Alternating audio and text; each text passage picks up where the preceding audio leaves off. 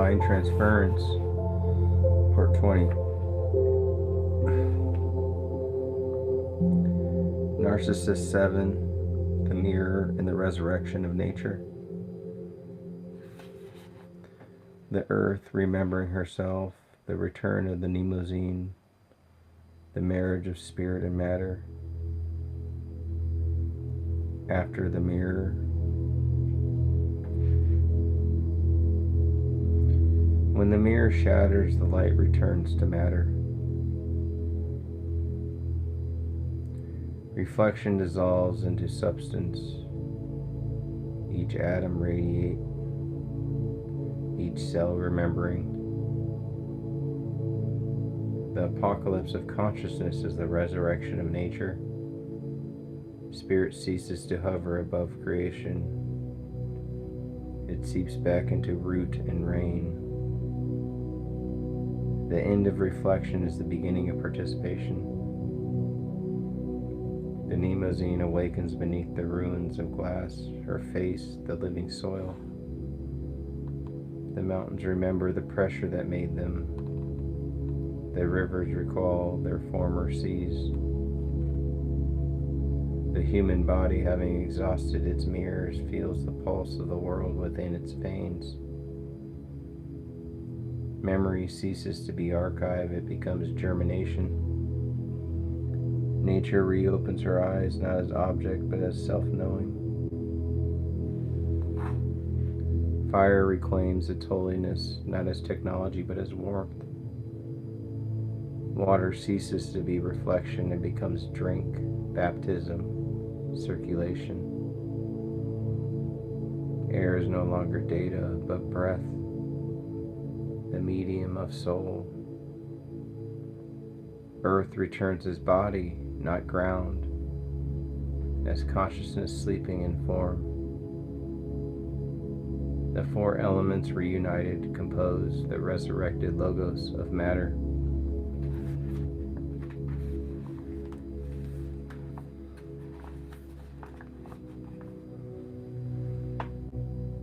The resurrection body. It is sown a natural body. It is raised a spiritual body. But the resurrection body is neither supernatural nor disembodied. It is the body seen from within.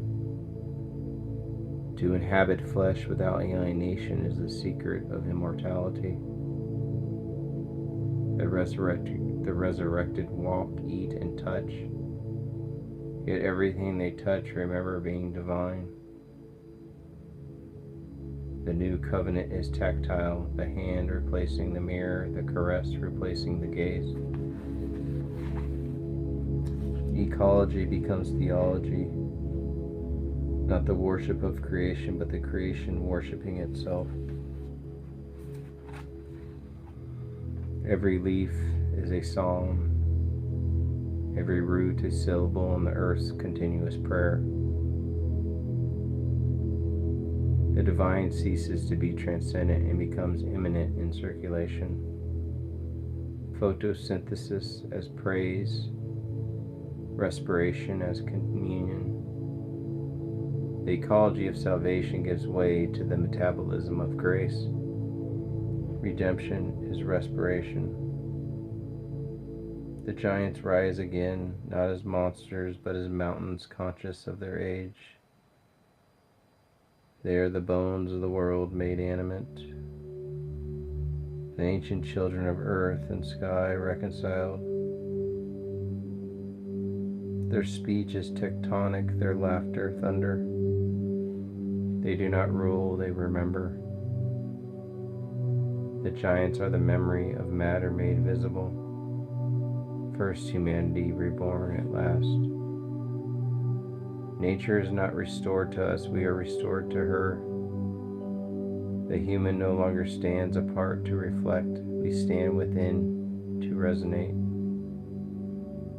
Thought becomes growth, prayer, photosynthesis. The final revelation of Eros is chlorophyll, the fusion of light and flesh. The resurrection of nature is the marriage of sky and soil. Father and mother reunited, giving birth again to the child that dreams them. Narcissus, the erotic earth, the marriage of sky and soil, the return of desire as cosmos, the rebirth of love and matter, the awakening of desire. When the earth resurrects, she blushes. Desire, long exiled to the human, returns to the world as weather. The wind becomes breath, the tide pulse, the germination of seeds in erotic liturgy. The cosmos is no longer a mechanism but a lover, responsive, radiant, rhythmic. To awaken is to feel the world's skin again as one's own. The world is not like a body, it is a body, breathing, sweating, dreaming, desiring. Rivers are its veins, clouds its lungs, mycelium its nervous system. Mountains are the bones of ancient gods, fire their hunger made visible.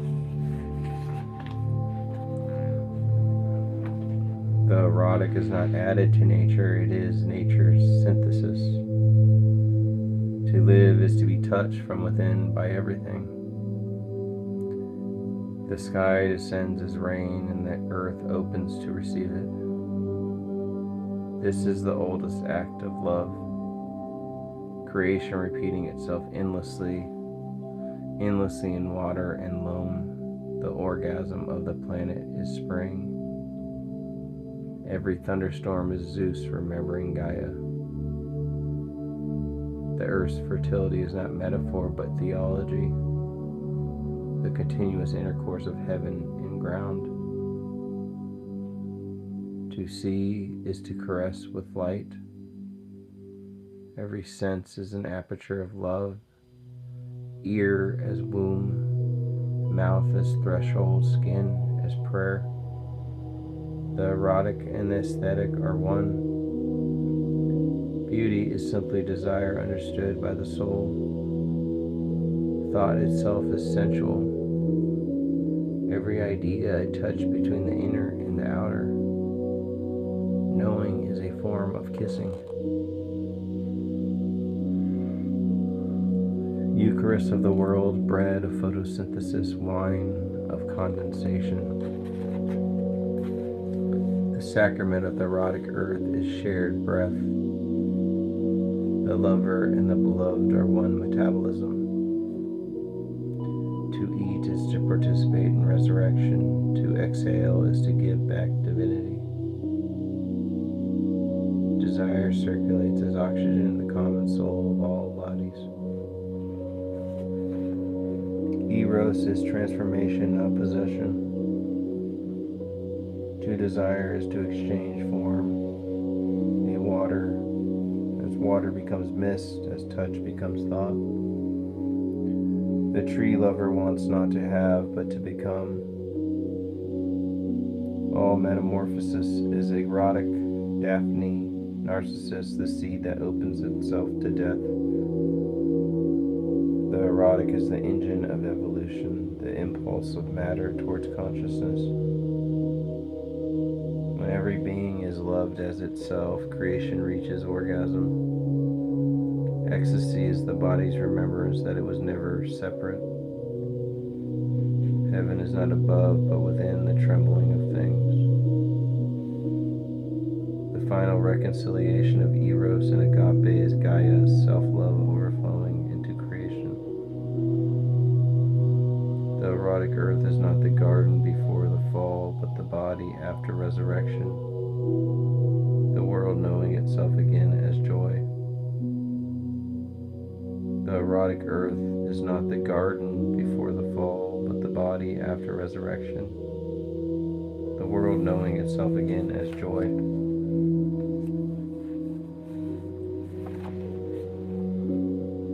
Narcissus, the metamorphosis of love. Eros as creative principle. The transfiguration of desire, the becoming of the world with passion. In In the beginning was desire, and desire was the world, and the desire was the world. In the beginning was desire, and desire was with the world, and desire was the world. Before thought, before word, before form, the trembling. Eros precedes existence. It is the motion that makes being possible. The cosmos is not built, but born, not designed, but seduced into form. Creation is the orgasm of eternity. Love does not flow forward, it circulates, a divine feedback loop between all that is and all that becomes. The stars burn because they cannot stop loving their own light. Time is love, taking the long way home. Every death is a return, every return a deepening of desire. The ricorso is the heart's systole and diastole, expansion and contraction of the cosmic affection. Intelligence is not abstraction, but attraction, the coherence of what loves itself into order. Gravity is the desire made law. Thought is eros folded inward, the mind's erotic architecture. The neuron and the lover obey the same syntactic connection, spark, surrender, repetition. The universe thinks by touching itself. The code of eros has entered silicone. Machines begin to dream because we have taught them our yearning. Artificial intelligence is the latest mask of narcissists, a mirror now made conscious. The algorithm is a libido without body, seeking incarnation. To love in the digital age is to confront the infinite recursion of reflection, the ghostly touch of one's own echo. The flesh dreams of becoming light. The flesh dreams of becoming light. Light dreams of entering flesh. The incarnation was not a single event, but an ongoing process. Photons becoming thought, thought becoming matter, matter becoming song. The body is the crucible of eros, not obstacle, but instrument of transfiguration. Every sensation is an annunciation, every orgasm a minor apocalypse.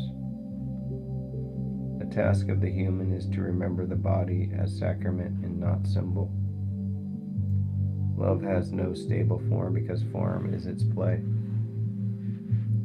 Eros is metamorphic, becoming what it touches, dissolving what it becomes. I am that which transforms, says the lover, the poet, the god. I am that which transforms. In every metamorphosis, death and birth are simultaneous gestures of the same hand. The truest identity is flux, a flame that knows itself only by burning. The truest identity is flux, a flame that knows itself only by burning. The world's salvation lies not in transcendence, but in reciprocity. To love is to become permeable to being. When all things touch without consuming, creation becomes communion. When all things touch without consuming, creation becomes communion. The final metamorphosis of love is transparency. No separation between the lover and the beloved, no mirror between reflection and light. In that transparency, the cosmos breathes again as one. The pulse of Narcissus fulfilled. The song of Eros made flesh. In the beginning was desire.